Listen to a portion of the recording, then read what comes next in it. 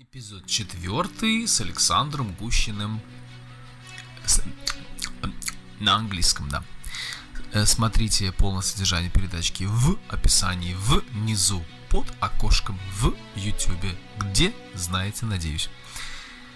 Let's begin. И не забывайте про словарный запас. Он так важен и нужен. Я его так люблю. Let's go.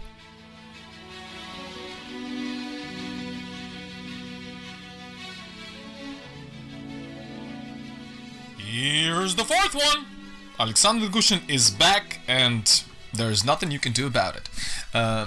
Say hi. Hey there. I said say hi. Hi. Well, see, he's very obedient. When I tell him to do something, he does that. Just for now. Anyway, we got a bunch of interesting topics to cover, so the first one will be definitely something extremely relevant for today. And remember the times when we, back in the day, everybody grew up definitely 100% aware of what that thing is. Television. We all know it, but lately it sort of has become kind of an obsolete thing. Yeah. And you do agree, yeah. So kick it off with fresh ideas. How about YouTube as a modern television format? What do you think about it? Alright, so, well, first and foremost, we gotta say that YouTube is not innovative anymore. It's not a new thing. It's not. It's like a mundane thing now. Yeah, today, like, everyone has internet, and from the one hand, it's good. From the other hand, I don't know. I have a couple of thoughts about it. So first and foremost, I would do it in the following manner: pros and cons of YouTube. Yeah. So and the first pro that I would say it's the largest industry in terms of online television, if you want to. And we all find it useful. Yeah, well, it is useful. It is. It's the largest. It's the most famous. It's the most financed. I mean, it's Google, right? So it's under the. It is. Video Google. Video Google, yeah. And Google owns YouTube, so it's their subsidiary or whatever you want to call it, daughter company. It doesn't matter. So it's the largest. It gives lots of opportunities to people who want to realize their goals or something. Yeah, absolutely. And I forgot to put just like, well, guys, we are on YouTube, so there you go. Yeah, so YouTube for now belongs to humanity. No, it doesn't. It belongs to a huge corporation. Okay. Yeah, unfortunately. I would love it to belong to humanity, but it doesn't. And so it gives opportunities to people who would like to try themselves in something new, yeah, like content creators of different types and kinds, and different professions even. Yeah. And it gives an alternative to usual kind of office work where you have to work 8 hours a day or fixed shifts or unregulated shifts, yeah. All right. And basically you just sit at home, you make videos, you put them on YouTube, you get followers, and so on and so forth. So it does give a lot of opportunities, and it can become a good source of income. That's another pro. I mean, if you have, I don't remember the exact policy of YouTube, but I believe it is, if you have around 1,000 or so subscribers, and you get $1. Yeah, no, unfortunately not. Because all the revenue you get is from advertisement. Of course. Yeah, it's not like just from creating content, unfortunately, which would be more preferable, I would say, if it were just... But that's the number that I heard from professional YouTubers. They say you get 1,000 views, that's about $1, something like that. Perhaps. Well, now they're changing the policy a little bit, because now you have to accumulate around 4,000 hours cumulatively of your videos watched, I mean, over a month, I think. Okay. And which makes it a little bit difficult for smaller channels, because depending on how the problem with YouTube, and this is the first con. The problem with YouTube is that it doesn't mean that if you have, let's say, 1 million subscribers, you're gonna have 1 million views, and vice versa. Sometimes you have a small channel, but you have absolutely humongous amount of views. Well, let me specify. If I'm subscribed, doesn't necessarily mean that I'll watch it. Exactly. If you're subscribed, you don't necessarily, go and watch it immediately. It's like one of those channels just dusting on the shelf. Absolutely. And this is a problem for content creators, because you make content, you create it for it to be watched, right? Or at least used, or somehow just gain traction. Okay. And if it doesn't happen, well, you don't have any money. Because people don't get to see any advertisement being shown. And nowadays, a lot of people are annoyed with advertisement, and I perfectly understand why. Skip it. Skip it, Give me that skip button. or even there are better options. You have ad block, you have other blockers that just automatically remove advertisement from your videos, and that's it. Okay. And you don't gain anything from them, and that's one big flaw that YouTube has. Another big flaw, in my opinion, in the recent couple of years, it has become extremely political, extremely left-leaning. So they would demonetize videos that they don't like because they supposedly propagate hate speech or dangerous ideas or politically incorrect ideas. So for example, if you take a content creator who openly criticizes certain, like feminism or things like that. And on top of that, I'll throw a moron content, like, recently we've had scandals with the, child content videos, remember? Absolutely. Millionaires were banned. Yeah, absolutely. And it's like, okay, so you are basically you want to be an alternative source of media, but you ban people who you don't agree with. That doesn't sound like an alternative source of media to me. That sounds like a very totalitarian, Orwellian kind of thing. Yeah, and it's I don't believe that's a good thing. Absolutely. I mean, of course, there are alternatives to YouTube. They are much smaller. You have minds.com, you have gab.com, you have Twitch, you have Vimeo, you have all those sorts of things. But they're so far behind. Yeah, I mean, in comparison with YouTube, it's like you take a whale and then you take an ant or something. And yes. So content-wise, I mean, minds.com is actually kind of growing now, and that's a great thing. But it's Come again, what you call it?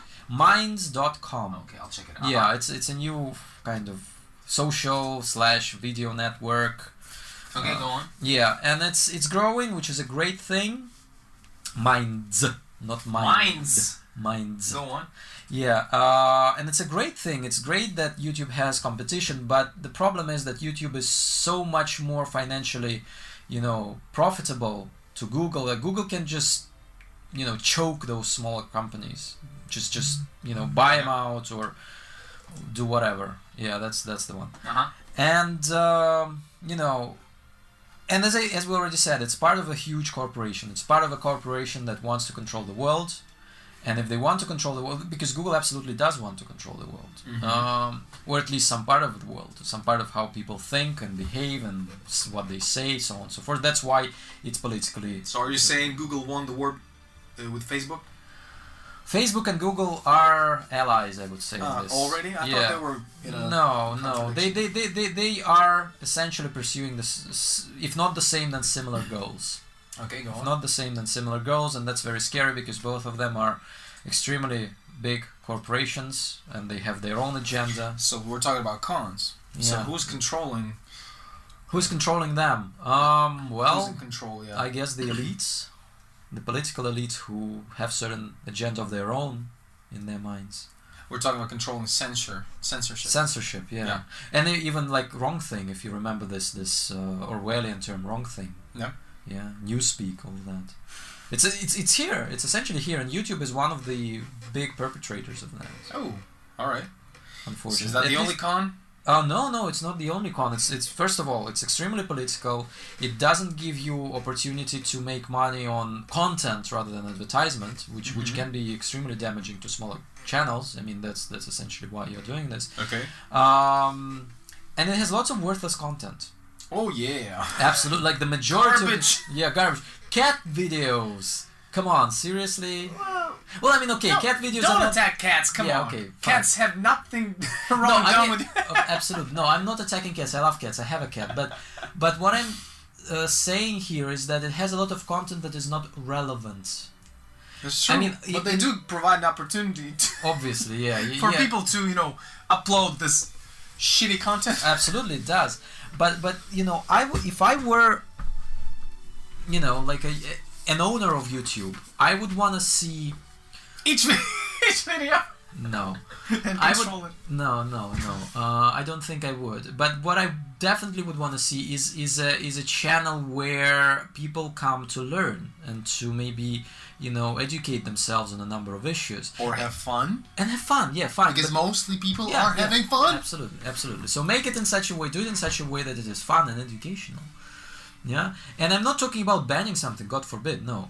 But maybe prioritize certain things over others, not even prioritize, but advertise yourselves as a platform for learning, for education. It doesn't mean that you don't have shitty content. Everyone has shitty content. I mean, internet is full of shitty content. Pornhub is number one, website in terms of popularity nowadays. Yeah, and their motto was make love, not war. Make love, not war. Very, very weird love, but Okay. It has its audiences. And, that's kind of where I'm going. I'd like it to be more... Just mentioned 2 cons now, right? Well, 3, 4 already, I think. Okay. It gives opportunity, of course. And I think that, in general, if not just speaking about YouTube, but using internet as a source of TV or whatever, a new video content, because remember when people only started working with those scientists only started working on internet and creating this huge network that is so popular today. Remember what their ultimate aim was: to create a network which would interconnect people and share knowledge, share experiences, share online storage. Like a DARPA project. Yeah. So it basically, was a military project. Yeah, it was a military project initially, but then became more of a... Got out of control. Got out of control, as such things do, yeah. The word got out, and then you have this wonderful World Wide Web. And it was created originally, at least... Of course, originally it was created for military purposes, but later on, when they started working on a World Wide Web, their goal was to... At least those people who... like engineers and scientists and, all those creative people, artists, if you want to put it that way. They wanted the internet to be a way to share the knowledge, the experiences, all the wisdom. Which is in part is happening, basically. It is happening, but it is happening on a small scale. I mean, again, most people, when they go to internet, like most internet traffic is porn, right? And then second biggest internet traffic is... there's that. So. Yeah. Just let's be honest about it, right? It's just one of those things, you don't pay attention to that because it's going to be there. It's going to be there. I'm just saying that originally the aims were true and high and mighty. Oh, yeah, thank you for the narrative. You're not really complaining about it. No, I'm not. I'm sort of... Hey, why would I complain about it? I'm fine because you do realize, you probably would agree, that if we take a whole, pile of dirt looking for gold, there won't be too much gold. No, there won't be. No, of course. But I mean, originally it was this very utopian. Oh yeah, you and dystopian things. Yeah, you're back at it. Yeah, I'm back at it. Hey, that's a theme. It is. Yeah. So it was this utopian thing, utopian system, and I'm not saying that it turned out badly or anything. No, I mean So the advent of YouTube turned out to be something that inevitably became something absolutely different. I'd say balanced. We have equally this part and that part, good and bad. It depends how you understand balanced. That's exactly what's balanced. There's balance, there isn't. I'm not really sure. There is. Okay, there's chaos. Fine. There's chaos. Sometimes there's more. I can't really say there's more good content. No. I don't know. I'm very. I'm very distressed by the fact that people actually get banned because of their ideas. Because you have to have a free market of ideas, because that's how you get to the best possible, solutions to problems. If you ban people because you disagree with how they think, as we said, it's Orwellian, it's extremely totalitarian, and if you eliminate those things, then you end up with a echo chamber where only certain type of ideas bounce off the walls and circulate, which means that you have only one way of developing your society or your group or whatever, it doesn't matter. And that's what YouTube is slowly becoming. And Facebook is slowly becoming the same. So, I mean, it's kind of scary if you think about it. It's kind of scary because you get demonetized, you get, not banned always, sometimes you get banned. And they introduced this system not long ago. It was called YouTube Heroes, where essentially you could become one of the content censors without having any qualification or anything at all. Like, you would just go there and you would look at the content, and you might not like what the content creator says, and you would flag it. And basically, if you flag it, if the content creator gets enough flags from people like me and you, then their content will be taken down, if I'm not mistaken. I read about it, but I read about it a while ago, and I don't remember all the intricacies. Judges were being judged. Judges were being judged, yeah. And it's kind of scary because there is an idiot sitting in front of the TV or whatever, or computer screen, and he just doesn't like anything. He's a troll who just hates everyone. I'll quote this thing from Batman: The Dark Knight, or what was it called? Yeah, probably The Dark Knight. So Alfred the Butler. Yes. He said, "Wonderful Alfred. Some people just want to watch the world burn." Yeah, exactly. And there are lots of those people. Absolutely, they're angry. They are dissatisfied with their lives, and they take it out on others. And taking in consideration that on YouTube or any other such place, you're anonymous, so there's no responsibility for that. And I'm not saying that we should, again, I don't want to sound like a totalitarian freak. No, I'm not saying that we must, fine them or call the police on them. No, they have the same right to speak their mind as much as we do, but don't give them leverage over others. They are free to express their ideas, they're free to express their opinions, they're free to troll other people, they're even free to insult other people. Insults are taken, offense is taken, not given. And so it should be free for them to do that, but what is happening is the opposite. They're actually given, means of controlling thoughts, speech, and everything else. And why is this happening? Why is it like that? So YouTube is, it used to be great, but now it's just... It's changing. It's evolving. What can you do about it? Yeah, it's evolving.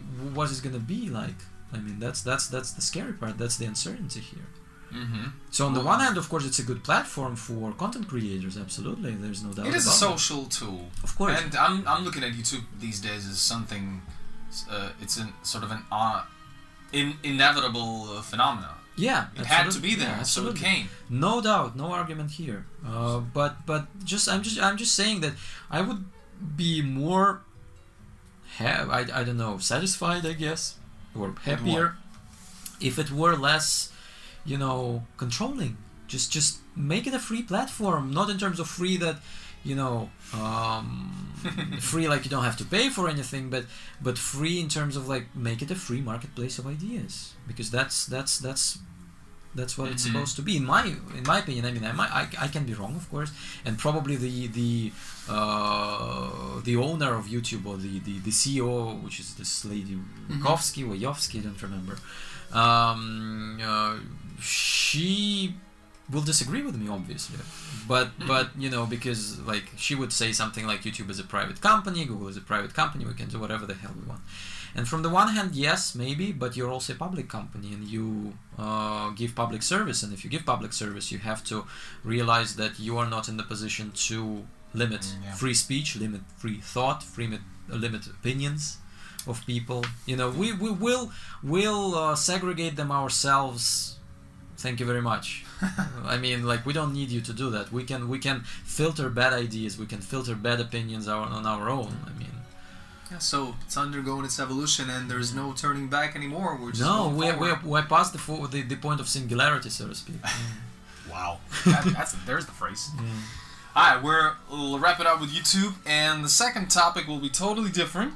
Yep. Totally, I mean.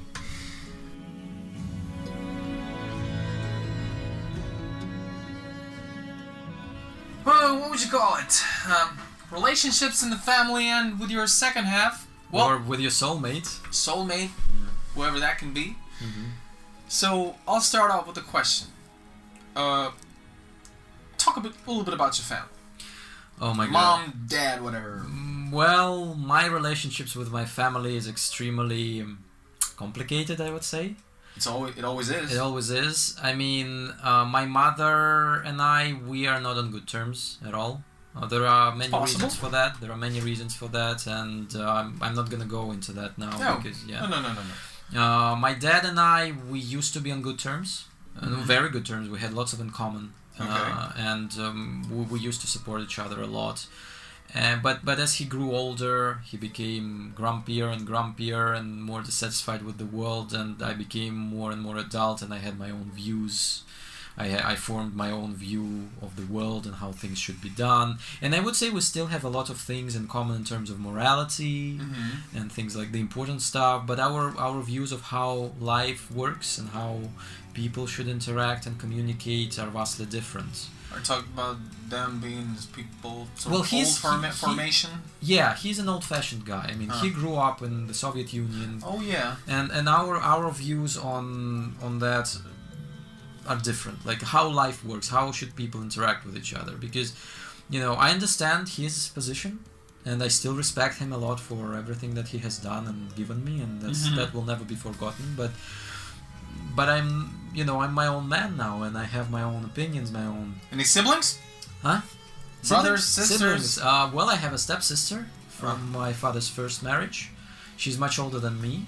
So how about that rapport? Well, we are okay, I guess. I wouldn't say that we're extremely close or very aware close. of each other's existence. That's it. Yeah, we know that we exist. We meet, we talk. We had a certain routine going on a few years back. Any family reunions taking place? Used to be. Not anymore? Not anymore, because it's extremely difficult for my father to move around. He had an operation on his hips, and he, has problems with his back. Yeah, but not talking about these limitations. I'm talking about mental family reunions. Yeah. Yeah. Is there a need for such to be? This will sound cruel. Yeah, or is it something that you're past? This will sound cruel, and I understand it, and many listeners of ours might disagree with me, and that's fine.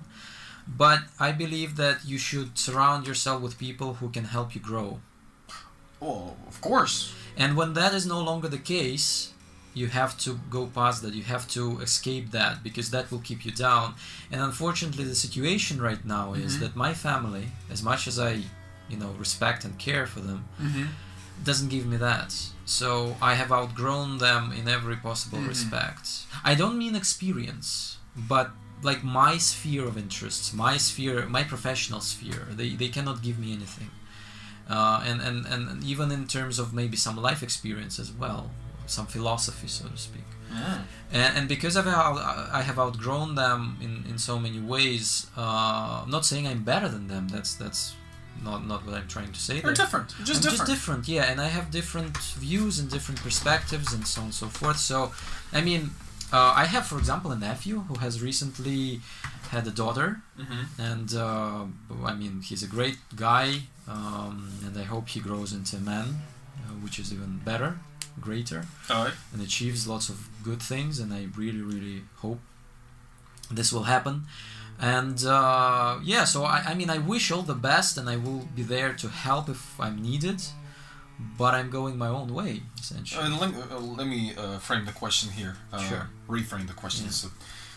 So clear about your family situation, and there isn't really a member in your whole background family, so to speak, with whom you keep in touch on a regular basis. No. Because you are, very, soulmates, and you look at the world, in the same direction. There aren't any. Not in terms of family, no. But one thing that I maybe should put out there is that I have a very specific view of family.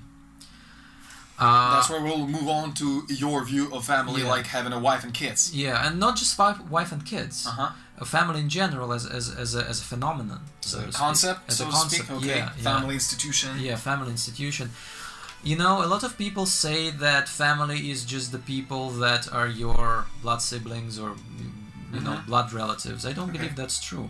What do you believe? I believe that family is ultimately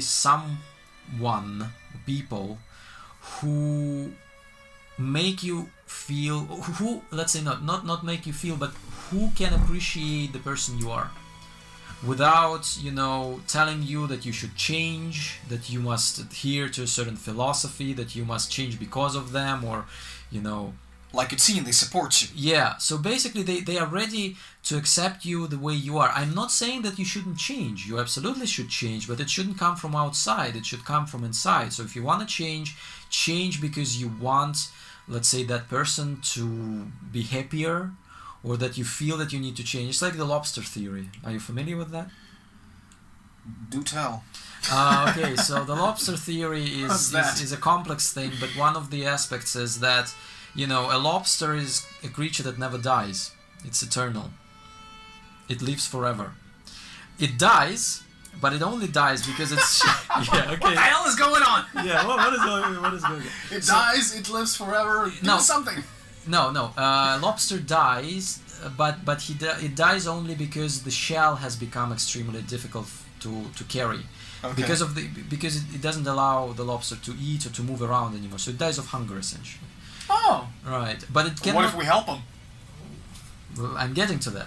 So every time that the lobster feels that his shell or its shell is limiting, it crawls under a rock and casts the shell off. Okay. And grows a new one, which is bigger. And that happens many, many times in lobster's life. And so, for instance, if lobsters had doctors, they would never change their shell. Is there a world record?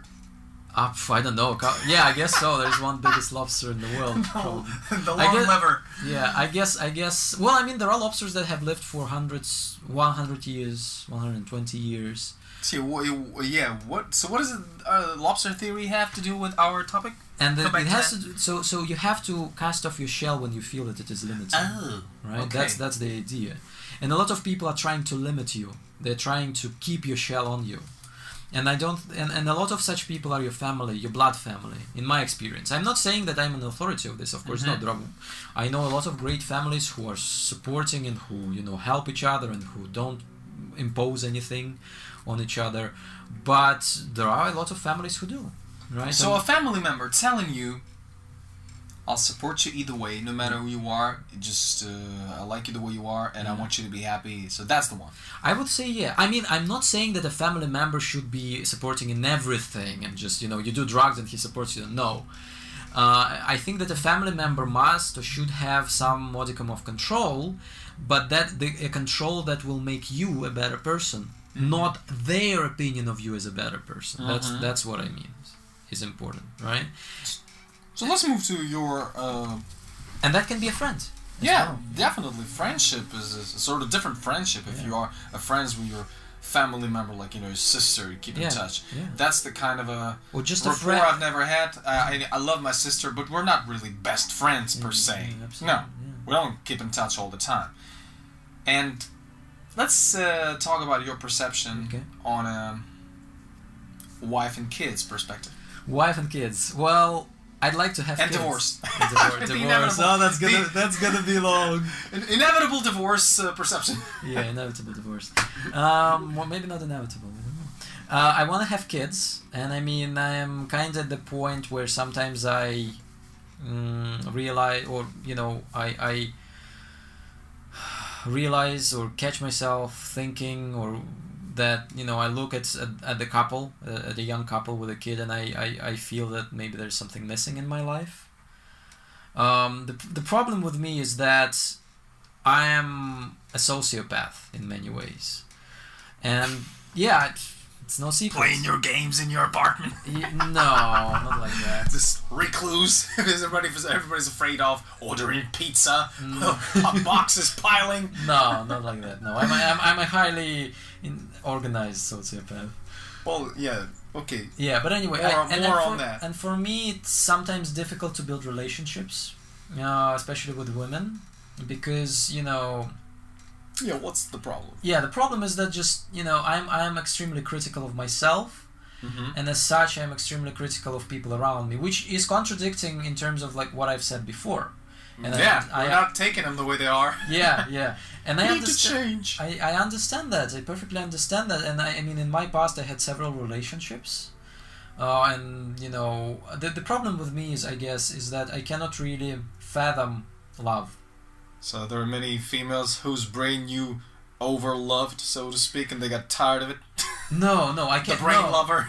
No, it's just I'm cold when like in terms of emotions, especially when it comes to romantic things, and most of no actually all of my relationships they ended I wouldn't say badly, but they ended in betrayal of sorts, unfortunately, and Change of heart, it happens. happens. It would be nice if you told me about it earlier, but okay. Yeah, but I mean. I understand that maybe I'm not the person who can have a lasting relationship. What's the longest you've had?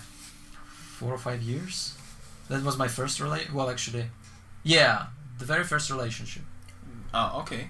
Actually, no, not the very first. The second. I'm not talking about 4 or 5. When the final period of this relationship is something where you start to really endure hard, like you want to get free.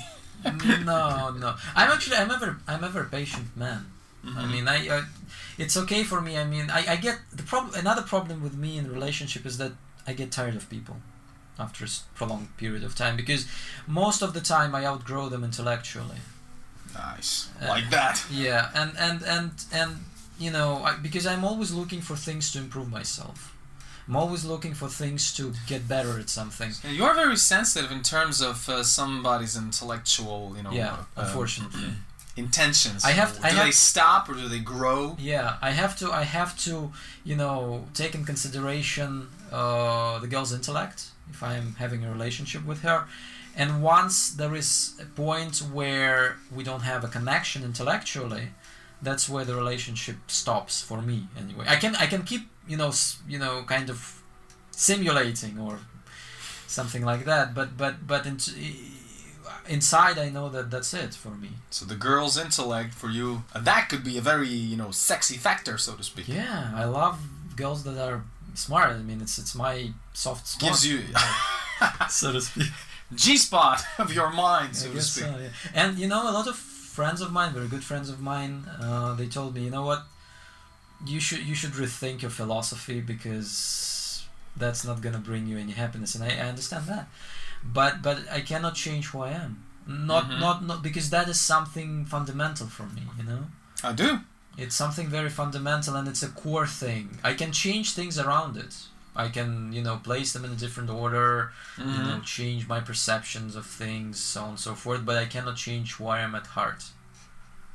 It's impossible. I can relate to that because my last relationship sort of, ended, but it didn't quite. We're still in touch, but we're looking at the world in different ways, this intellectual factor of my ex is a huge turn on for me because we're always challenging sort of each other, and we can debate about stuff where I could really disagree with her, and somewhere in the middle of the intellectual battle you'll just snap and go into absolutely fall into each other's arms and and just rock and roll. Forget about it. Yeah, absolutely. And that's great. That's wonderful if you have that connection.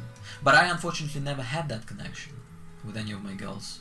But that's the kind of connection which is working like a formula for longevity. You can't be around each other for a very long time because it gets boring. You need to get away from each other. Yeah, and that's the next point is that you have to give each other the me time.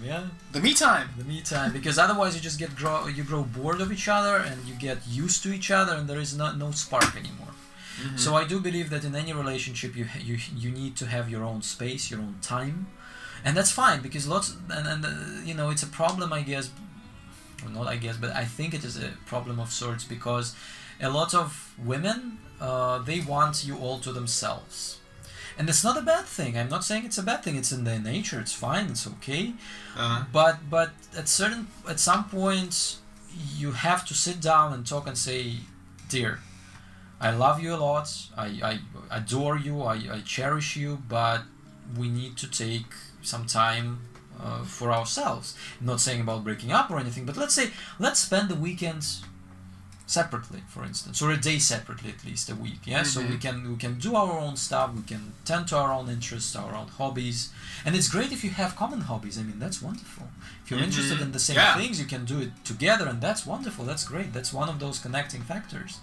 But you also need to have some free time for yourself, because she needs to speak with her friends, her girlfriends, her whatever, family, so on and so forth, and you need your bowling time, fishing time, whatever you're into. Let me come in on that. Yeah. That will be apropos of your concept, which is about the family institution idea, that the new format of this particular, intermittent relationship, which happens with breaks, is a kind of a thing of today, and it is happening. A lot of people just don't really, young people, don't believe in that perspective that they necessarily should follow the program of building a family, or at least they're looking at it like already knowing beforehand that one day we'll break up, and we know that already. So, but let's concentrate on what we have in the now. I don't think I believe that, to be honest. Talk about it. Yeah, my philosophy is old-fashioned. I believe in the nuclear family, so to speak. Mm-hmm. And I think that this new notion of that we will eventually break up is one of the damaging factors for the family of this new philosophy. Because in the old times, people, instead of throwing things out, they fixed them. Right? Nowadays, our iPhone breaks and we throw it away and we buy a new one. The same philosophy, relate to patching old clothes, not buying the new one. Yeah. Oh, really? No, I'm not saying that. I'm gonna go crazy wearing the same stuff all the time. People will hate you. No, I'm not saying that you have to apply it to everything. Oh, okay. But when we speak about relationships, that's a different thing. Yeah. That's a different thing. You have to know how to patch, patch things up. Patch things up. Yeah, just come together, sit, discuss it, and it should be based on respect. When it's we can work it out. Work it out, exactly. Work it out. Work the problem out, understand what caused this, and try to work it out together. Not individually, but together. And with times it gets more and more difficult to talk about stuff, because it's real hard work, the relationship. It's one of the hardest things in the world. It is. To build up a functional, good-natured, kind relationship, because men and women are different. We're different. Our brains are wired differently. We see the world differently. We feel the world differently. We speak differently. And somehow we got stuck on this planet together trying to work things out. Hey, that's the fun of it. Right? It is. And it's really a lot of work, and you have to really. It's a job. I would say it's a job. It's a hard work. It's hard work. So back to you. Yeah. Want to have kids, but not really planning to. No, I do actually. I just haven't found the right person, I guess. No, I'm still looking, and I'm. Guys, it's not a personal ad or anything, nothing, but in case, just in case. No, I'm still looking because I really feel like I want to care about someone. Let's have fun with that. Yeah. If you are, and give me all the adjectives that you're looking for, like all those qualities. If you are what? If you are intelligent, beautiful, interested in growing together intellectually and physically and whatever, and call him then. No, I just want to find someone who can understand me and whom I understand. Of course, it's both ways. It's two-way street, not one way. Okay. And someone with whom we can relate to each other and just help each other grow. What do you think about? Let me for the closure of this particular topic. What do you think about this difference in between getting to know a person, or just getting acquainted with a person on a website like Badu, or meeting a person in real life? Well, I mean, my longest relationship, I actually met a girl online. Oh, okay. Yeah, so and I was living in Prague, she was living in Moscow. So to you, it really doesn't matter. It's not really a factor. I think it matters, but it matters in cases when if you have a relationship which is distanced, there comes a point where it dies inevitably. So if you don't get together, if you don't move in together or something, if you don't live together, or at least you have you're physically close, because that's very important. Despite what put it in simpler terms, if you don't water your plant, exactly, it won't grow. It will fade. It will fade. Yeah, it will wither, and you have to work on that. And if it's miles apart between you, that's not going to work out. because my third relationship was similar, and none of those relationships worked out. No, neither did the ones that actually were in real kind of meeting in real life. But I mean, distance puts it, it affects you in a it puts you to the test. Puts you to the test, absolutely, and it's very difficult to uphold the relationship because there are lots of distractions, and by distractions I mean other people. Yeah, relationships are called relationships because you need to relate to each other somehow, and not distantly. And don't forget sex, right? Even if I try, it's hard. It's impossible. It's impossible because it's a big part. It's not the main part, but it's definitely a big part. If you are physically incompatible, it's not gonna work. Yeah, that's true. It's not gonna work. It's the delicious part. Oh yeah. Literally. It's the delicious part. Literally, yes. Yeah. So. All right. And now it's time to really philosophize. Oh yeah. Let's go deep. Because the last thing, and it's really a topic that could be tackled, so to speak, by guys of, this intellect factor fetish. Yeah, I guess so. And girls. Yeah, if you want something challenging for your minds, let's talk about this super pooper word people invented, or I don't know where they got the word from. And everybody knows the word. The word is, the concept is... Get to the point. Yeah. God! Oh my God, we're gonna talk about God, and it's the first ever intellectual conversation about God in English for me, but I'm gonna ask questions, so it's not really up to me to express my point of view, although I can, insert some thoughts. Of course, absolutely. But I'm interested more in your ideas. So, how old are you now? Almost 34. So, 34 years old. Actually 33, sorry. So you started off probably with somehow with the Bible ideas, as we all did. Nope. I don't know, but you learned about it on a way from other people talking about it, maybe your parents, your family, or your friends, or institution, university, or whatever. And having read probably lots of books and listened to other people or spoken to them, you came to realize something that belongs only to you. It's your own personal concept that you've deduced over years. We want to hear it. Right. Well, what is God for you today? What is God for me? It's hard to say. First and foremost, I'm an agnostic. And I'd like to explain it to people what it means, because lots of people may mistake it for atheism. And it's nothing like that.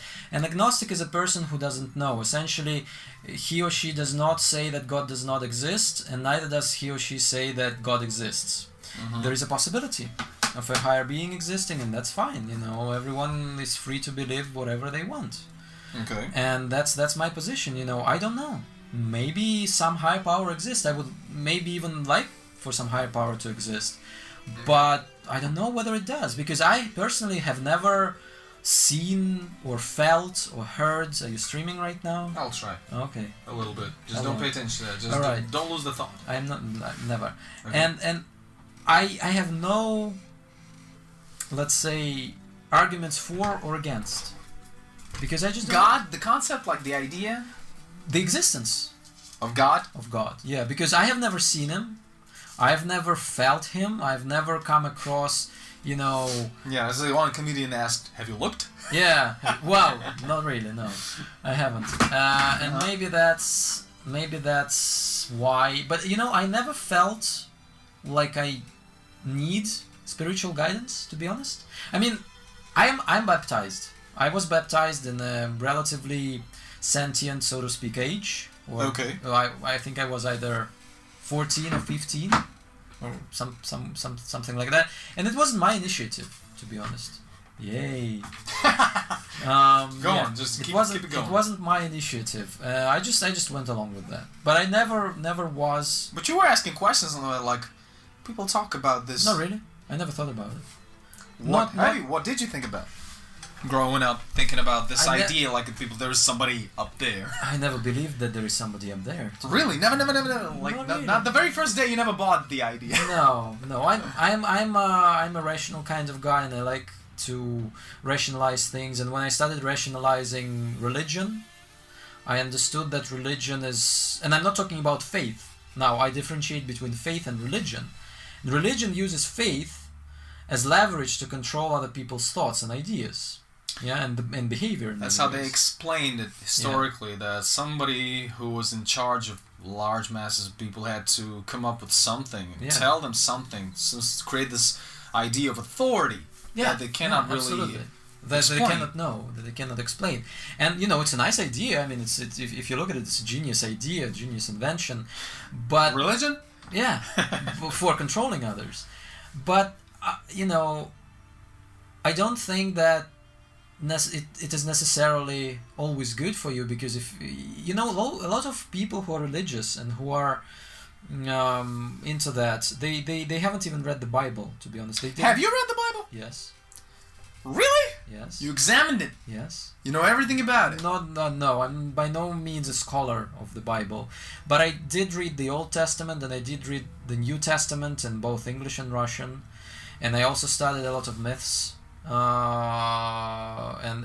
there is this thing that I want to put out. There is, if you look at myths of ancient people, of ancient civilizations, be it Mesopotamia or ancient Greece or ancient Egypt or whatever, and even the Bible today, most of those myths, most of those legends, they intersect one way or another. They are telling the same story, or at least similar stories. Whatever story you take, it's going to tell you something that is there. So what's your point? My point is that I do believe that back in the day, very long ago, there was something that people all saw or heard or experienced, and it could be a higher being, it could be an alien race, it could be whatever, we don't know. Or it could be just people's imagination. Wild imagination. I don't believe that, because if so many people in different eras and different countries in different parts of the world came up with these pretty much similar or same idea, same myth, same story, I don't believe that. Stories and myths are based on something, and if all those stories are related, that means that there was something there. People couldn't read. People could believe anything you said. Exactly, but you see, there's a monster. Ooh, people. Yeah, of course, but there are things that. I'll give you just one example here. I'll take the famous story from the Bible about Lucifer, and I'll take the famous story from ancient Greek myths about Prometheus, because they're the most relatable. Okay. Now, can you tell me if you know about Prometheus, and if you do, what do you know about Prometheus? Only the movie. Only the movie. Well, that sucks. so share. Yeah, the story of Prometheus is he was a titan. Okay. An ancient Greek titan. Oh, that guy, of course, of course. No, now I do. Okay. Now I do. Fair enough. So you know the story. The fire. So the eagle. The liver. He brought the fire to people. Yeah. What is a fire a symbol for? What is fire symbol for? Like what is life, knowledge, God, knowledge. Love. Yeah. Knowledge. Right. Experience. Whatever. Knowledge. Yeah. Now remember Lucifer. What did he give humanity? Lucifer, like the devil. No. The future devil. Not exactly, but yeah. I mean, Lucifer. Do you know how it translates? What does the name mean? Like the enlightened one. The light bringer. The light bringer. Well, yeah, the person who brings knowledge. Knowledge, light, right? So there is your parallel. Prometheus and Lucifer, they both gave people the light. In different terms, but they both brought them knowledge. They were both cast off by the gods or gods. Or whoever that may be. God is different. Can be different for people, for every other person. It's as an idea or a person or whatever character, and both of those characters, they are identical in a sense. They both brought and you can. It's not the only things. You can go back thousands of years and you will have a character who did that and who was cast down and who was brought to proverbial justice by the higher power, essentially. Yeah, but we're still talking about myths. Myths, yeah. But now I'd like to cite something from the Bible. Why do I believe that there was something there? Maybe a race of highly intelligent, highly developed creatures or something like that. I'll read two excerpts from different editions of the Bible. Okay. And this I think you will understand what I'm talking about here. This is the Old Testament, by the way. The New Testament doesn't have that. They cut it out. I'm listening. Okay, so it's Genesis 6, verses 2-4. Verse 2. The sons of Elohim saw that the daughters of other humans were beautiful, so they married any woman they chose. Elohim is one of the names of God in Judaism. Verse 3. Then Yahweh, another name of the God, said, My spirit will not struggle with humans forever, because they are flesh and blood. They will live 120 years. And then verse 4, the Nephilim. A Nephilim is a child of an angel and a human that lacks all the weaknesses but has all the strengths. The Nephilim were on earth in those days, as well as later, when the sons of Elohim slept with the daughters of other humans and had children by them. Those children were famous long ago. That's the edition of God's Bible, Names of God's Bible. And here is the same thing by King James Version. Again, Genesis 6, verses 2-4. That the sons of God saw the daughters of man that they were fair, and they took them wives of all which they chose. And the Lord said, My spirit shall not always strive with man, for that he also is flesh, yet his days shall be 120 years. And there were giants in the earth in those days. And also after that, when the sons of God came in unto the daughters of men, and they bare children to them, these same became mighty men, which were of old men of renown. Right? So this is Genesis. Now right? simplify. The simple thing is, so there were creatures. Maybe the sons of... There are two theories about the sons of God and these particular abstracts. Theory number one, they were fallen angels. And by angels, I mean creatures who were maybe aliens, whatever, call them whatever you want, that fell from grace, right? That disobeyed the main guy, whoever, the commander of this expedition, whatever you want to call him. Okay. And this is the first thing. These were fallen angels who fell in love with people, who fell in love with our ancestors, who had kids with them, and they created those Nephilim, those wonderful big giant children, angel children who lacked all the weaknesses of humans and angels but had all the strengths of human and angels. So they were like half gods, demigods.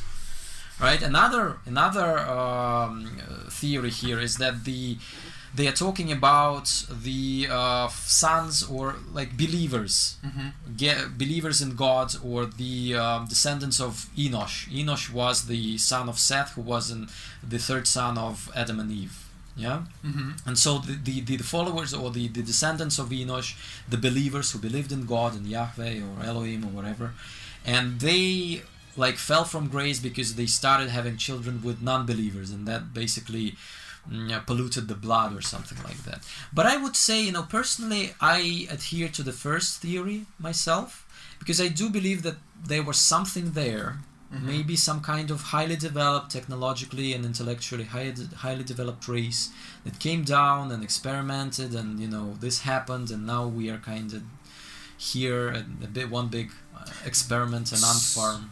So having listened to all that, a question, of course, ensues. Of course. About Darwinian theory. Where do you stand on that? Evolution.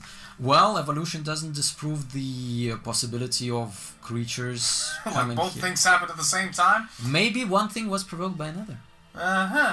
Really? Yeah. That's a good one. Imagine connect them. Yeah. Imagine a world which is just starting to evolve, the new age, yeah? And here comes a spaceship with, I don't know, highly intelligent, highly technologically developed creatures who came here, saw a planet and thought, let's try maybe some gene manipulation. Let's see what those creatures can evolve into.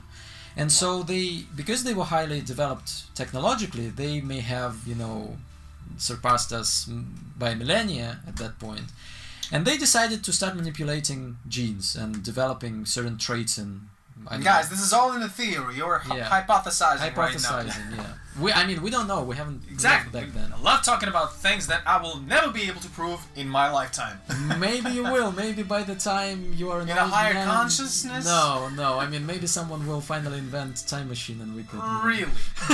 Time machine is a topic for another day. But Yeah, right now, but let's anyway. go back to this. So these creatures came. They saw our ancestors who were not very developed yet, and they decided Like monkeys, primates. apes, yeah.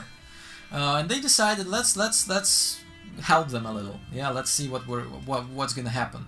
So they started manipulating genes, and they Were they bored or something? Maybe. Like, let's I help don't them. know. Let's have fun. Let's have fun. Why not? I mean, we have fun with the same thing right now, right? So I guess we are repeating the sins of our fathers, proverbially. Okay. And so they started manipulating genes and started, selection, gene selection, eugenics, whatever you want to call it. And after a certain time, they created this new species of creatures that were intelligent, that were, Homo sapiens essentially, whatever, or the not the Homo sapiens, but the, let's say, the what later became known as Homo sapiens, yeah. Mm-hmm. So the ancestors of that, and maybe some of them thought, why not have some fun with them? Why not? This is amazing. This is your evolution. Oh How it gosh. kicked off, and then again, remember This is so good. the first lines in the Bible, yeah, What are describing the Earth and how it looked like from space, yeah. Mm-hmm. Now imagine you are this creature that has a child with your creation, essentially. Okay. Yeah. As a father, would you tell your child about the world? Would you want to share the knowledge with him? Probably, and I think they weren't very much different in that regard, and so maybe they shared this knowledge, how our planet looked from outside, how the space looked, because the only way that you could acquire that knowledge is from someone looking over, right? Mm-hmm. And people back then, they didn't have telescopes, they didn't know anything, they didn't, so they took it from other myths, from other legends. There you go. That's my theory. There. Well, let me drop in a few questions then, of course. Absolutely, yeah. That was extremely interesting and even more extremely fun. I hope so. I'll quote this. Why not have fun with them? Like, you create something and... Yeah, there are so many ways to entertain yourself. Of course. It's so good. I created it, so I'm doing whatever I want with it. It's my property. Gosh. Anyway. Mm-hmm. So today... Right. Looking at the sky, thinking about all the space out there that we have, which is absolute reality, and now we're definitely talking about something that is not a hypothesis. Right. Well, I didn't fly up there myself, but I'm sure science tells us. Yeah, that, I'm sure they're not really lying all the way like on TV that about spaceships and everything and telescopes. I hope not. The closest I got to was the plane. I flew up high and I saw there was space. Right. There's something there. Yeah. Now, let's not go into that theory of flat Earth or something like that. It's there. Something is there. Something is and thinking about this perspective, this infinity that is up there, I just come to realize how amazingly stunning this is. This whole thing. What is this? Where is this from? For who is it? Where do you stand on the idea that the whole reality is a concept or a thing or whatever you want to call it, of a projected nature or a chaotic nature that just happens to exist on its own terms without any rules, and we are all basically the consequences of chaos? Tough one. I don't believe in coincidences. I don't, and I think I wouldn't say maybe that there is some grand plan for every one of us, not necessarily. But I don't want to believe, let's put it that way, I don't want to believe that, and maybe that's wishful thinking, but I don't want to believe that all of this happened by pure accident and that there is nothing behind that. I cannot imagine that such a beautiful thing as the universe, because it is beautiful, it's absolutely stunning, it's dazzling, was created just out of the blue by just... Chaos, yeah. No, I mean, chaos exists. Don't get me wrong. Absolutely, it does. And then the chaos, and that's what I'm talking about. Chaos was ordered by something else. Mm-hmm. Yeah, order came in and ordered that chaos that was there. So you don't really oppose this Big Bang Theory. Why not? Could Mhm. be. I mean, we don't know. Again, I'm agnostic. I don't know what happened back then. We don't have. And I won't. Or I And will. maybe we will. Maybe at some point in our development and our evolution, we'll come to the stage where we will decipher how Mhm. this happens. Maybe we'll start creating universes of our own. Who knows? I mean, I would love the possibility to exist. You know, Yeah. because we're already playing God essentially in many ways. Why not take it one step further? And the step will be taken. Make no doubt about that. At some point, if we survive that, you know, Yeah. if we're still alive. So in your lifetime, for this particular span that you have Mhm. allotted for you, what was the, or do you think there will ever be any closest this interpersonal experience to this idea of higher being that comes in touch with your entity? Ever had one? Ever, like, you know, when you are all alone, one-on-one with you in the bathroom, so to speak, or in your room, looking at the ceiling, or looking out the window? What do you feel? Do you feel like you are alone, or something is watching you? Or is it you yourself who's watching himself? I'd say it's myself watching myself. I am the god. I do believe that there is this idea that, you know, again, there is this thought that humans were created in the image of God, essentially. Mm-hmm. And the Buddha's dream, so whatever, to speak. yeah, the samsara circle. No, the samsara circle is actually a different thing. Uh-huh. It's a rebirth thing.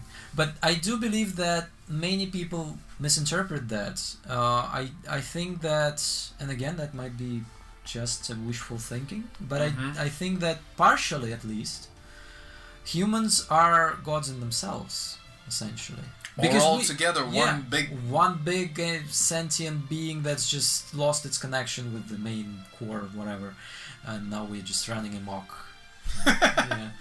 But who knows? Who knows? I mean, I think that every person who works on developing himself is a universe in itself, and that makes him God. Yeah, consider universe. your brain. That's the universe. Yeah, and that makes him God of that particular world, of that particular universe. I mean, think of writers when they create something. That's right. Think of any artist that creates something. He becomes a god, essentially. In my view, in my understanding. Maybe he doesn't possess any supernatural powers, but do you need to possess those supernatural powers? I mean, think of this. What is technology? If you don't understand how it works, it's like magic. Yeah. I mean, go back 1,000 years, bring them a laptop. Yeah, They're gonna think it's it's kind of a magical artifact or something like that, or a smartphone, or even something, you know, not as complicated. And no wonder they were able to fool people in their temples, where they created all these, you know, contraptions and fires and tears from icons. Yeah, ingenuity. I mean, come on, this is like a miracle. But that's technology. Science helped those people build religion. I mean, they were burning people for that for a while, but after that, I guess they appreciated what they could do with it. Yeah, love them popes running to doctors trying to prolong their life using absolutely. all these appliances that were created by scientists whom they burnt many, many years ago. Well, that's the hypocrisy of that. Oh gosh. Oh God! I said, oh God. That's the word, man. So to me, this idea of God is, I'm always refer to it first of all as this, as a sentiment, a thought, a word. Mm-hmm. When you say God, what do you think of, you know, the word itself? People sort of created the word. They had to name this feeling, and now we have it, and it's just so difficult to interpret. Or easy. Depends how you look at it. Yeah. Can we live without God in future? Do you think in one day it will be, you know, a thing of the past, churches and it's religion? Hard to say. You know, I do believe that people. You know, Scientology, this whole bunch of those people, Bullshit. Scientologists. Bullshit. They're connecting religion with technology. Yeah. Well, maybe I don't know. I think that, you know, people need to believe in something. No. They need to have faith in something. It doesn't have to be religious or anything. It doesn't have to have a religious nature. Do you believe in science religiously? Vigorously.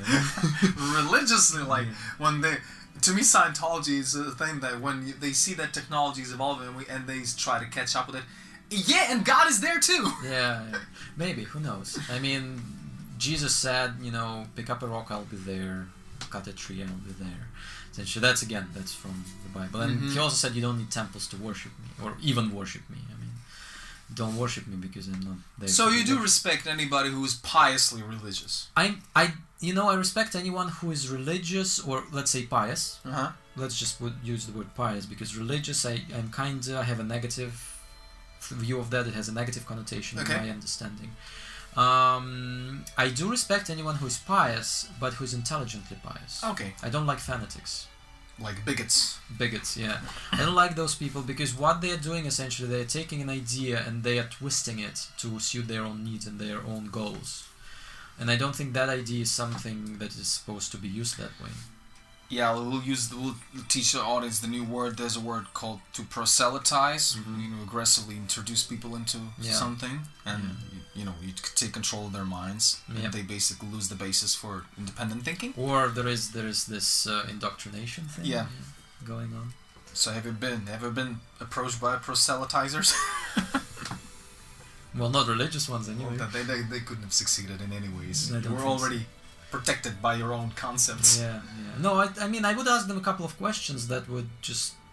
What, overload their brain? Yeah. They would blast? I hope not. That would mean a lot of cleaning for me to do, but... And a guy approached me once trying to introduce me to a thing, and I asked questions like those, and basically when I had this... No, actually, I do remember one instance. Okay. I was coming back from my lessons and going to next session, and there was this guy who approached me, and...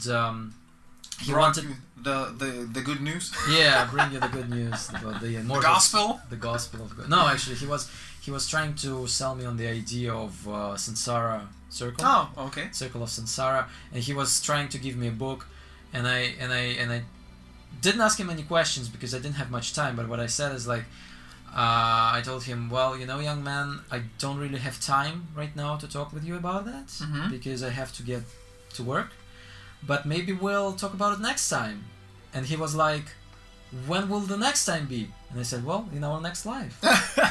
And he was just standing there like baffled, like, what just happened? Well, you use this tool against him. Yeah, and that's the only way you can win. You use the tool against them, because as I said, if the person is intellectually pious and he understands what he believes and he can reason, that's fine with me. You definitely could reason this idea that Absolutely. You will meet him in next life. Absolutely, yeah, I could. I'm not sure he could, but I could. Yeah, and if he can reason his belief, if his belief gives him strength to go on, that's okay in my book.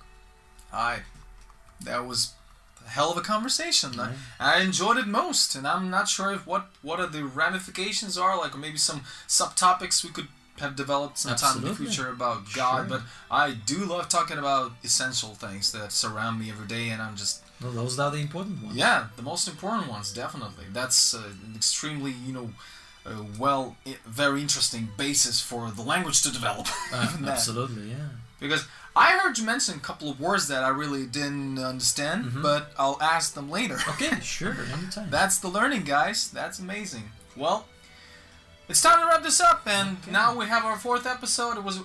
To me, it was the most interesting one, language-wise, because I'll have a hell of a work.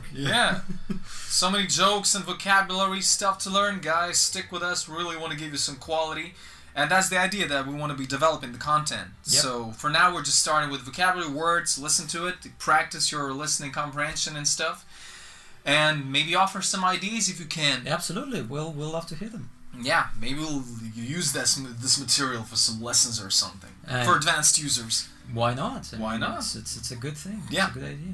Well, thank you for coming, and let's wrap this up with another clap. My pleasure. Yeah, the sound was good. Thank you, guys. We'll be back sometime soon. Take care. See you next time. See you guys.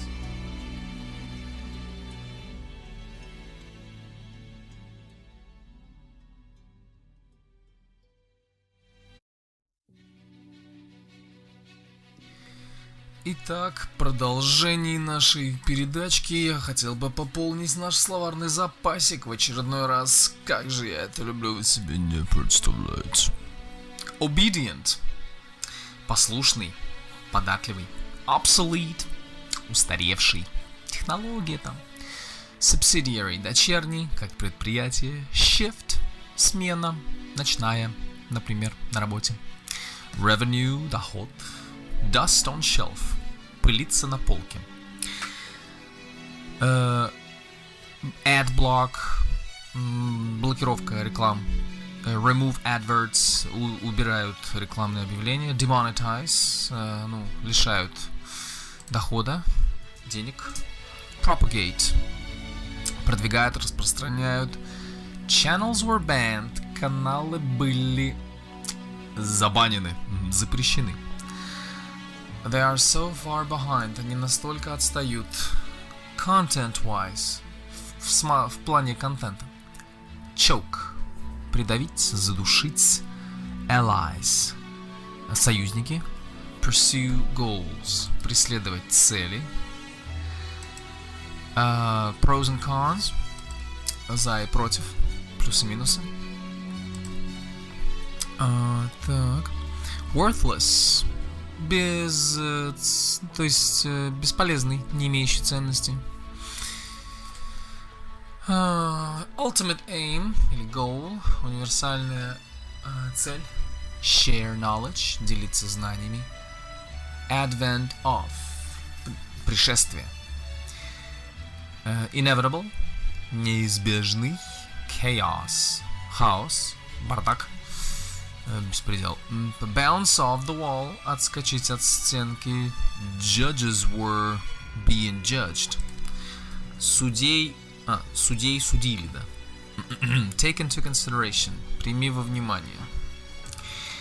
Leverage over – рычаг, контроль, способ управления кем-то. Так. Uncertainty – неуверенность, неточность. We are past the point of – мы давно уже прошли точку какую-то. Complicated – запутанный, усложненный. Not on good terms – мы не в хороших отношениях, у нас непонимание. Grumpy – это значит вредный, злой. Grumpier – более злой, более вредный. Sibling – брат или сестра. Rapport – контакт человеческий, связь. Family reunion – воссоединение семейное. Frame question или reframe – перефразировать вопрос, поставить его, задать его по-другому. Appreciate – ценить. Adhere to – придерживаться чего-то. Cast off the shell – сбросить панцирь. Has to do with – связано с. Modicum – небольшой маленький кусочек. Per se – по сути. Sociopath – тот, кто боится общества. Социопат – одиночка. Соответственно, слово recluse – да, тот, кто как затворник. Живет один, сидит один в комнате. Boxes piling – коробки накапливаются. Fathom – измерить. Patient – терпеливый. Outgrow them intellectually – перерасти их умственно. I can relate to that – мне это знакомо. Я знаю, каково это. Give me the me time. Дай мне мое время. Время наедине с самим собой. Give me space. Дай мне пространство. It's my turn on. Это мое... это меня включает. Я зажигаюсь, загораюсь. Intermittent. Прерывистый. Notion. Мысль. Work things out. Разобраться, понять, что к чему. Get acquainted with. Познакомиться с кем-то. Move in together. Съехаться со своей любимой в одну квартиру, например. Plant will fade или wither. Растение засохнет, завянет. Delicious. Вкусный. Authority. Авторитет. By no means. Ни в коем случае. Intersect. Пересекаться. Was brought to justice. Был призван к справедливости, к суду. Fell from grace.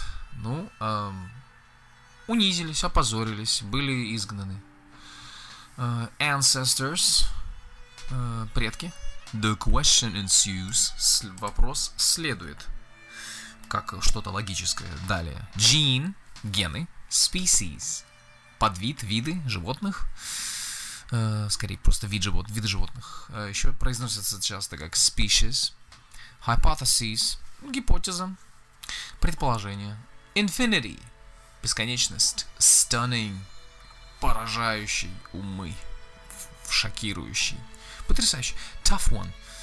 Это типа сложный, непростой вопрос. One заменяет слово вопрос. То есть полная фраза была бы tough question, но мы слово не повторяем в диалоге, поэтому мы заменяем question на one, получается tough one. Непростой вопрос. Coincidence. Совпадение. Consequences of chaos.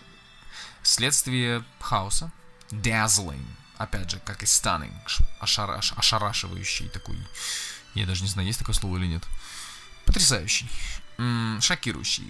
Take one step further. Сделать один шаг вперед. Далее, следующий. Entity. Сущность. Misinterpret. Не понять. Понять неправильно. Partially. Частично. Possess supernatural powers. Владеть или обладать сверхъестественными способностями. Contraption. Изобретение, ухищрение. Hypocrisy. Лицемерие. Sentiment. Мысль, в общем-то, как и notion, но та, которая опирается на эмоции, чувства. Pious. Религиозный, набожный. Bigot. Это как фанатик. Proselytize. Это значит вводить кого-то в религию, приглашать, делать человека частью этой веры, даже против его воли. I can reason with him. Я могу объясниться с ним, найти точки соприкосновения, прийти к общей логике. Reason with. И вот, собственно говоря, и все на этот раз. А у нас на очереди 5-й эпизод. Let's go. See you soon, guys.